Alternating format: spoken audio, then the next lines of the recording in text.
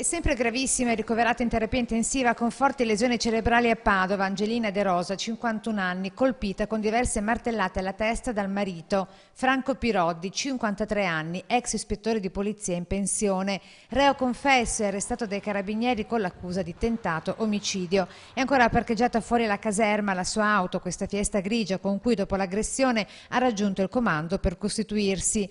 La gelosia alla base del violento raptus avvenuto nella loro villetta a Pionca di Vigonza in via Cavinello ieri all'ora di pranzo.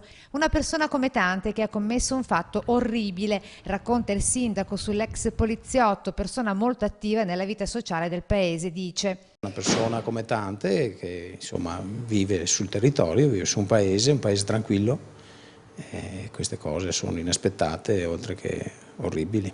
Sequestrate dai carabinieri le scarpe usate dal poliziotto al momento dell'aggressione insieme al martello, mentre dalla questura di Padova, dove l'ispettore ha prestato servizio fino al 2007, l'aggressore viene definito come un poliziotto irreprensibile, inappuntabile, con una scheda lavorativa immacolata, senza mai un richiamo né un appunto, gentile con tutti, un padre affettuoso con i due figli maggiori, ma ad una possessività esasperata nei confronti della moglie, costretta addirittura a non poter nemmeno rispondere al telefono e a restare chiusa in casa con le serrande abbassate anche di giorno. L'appello del sindaco a denunciare senza paura ogni tipo di sopruso. Io dico soprattutto alle donne che non devono aver paura di parlare con le persone che sono appositamente dedicate a questo.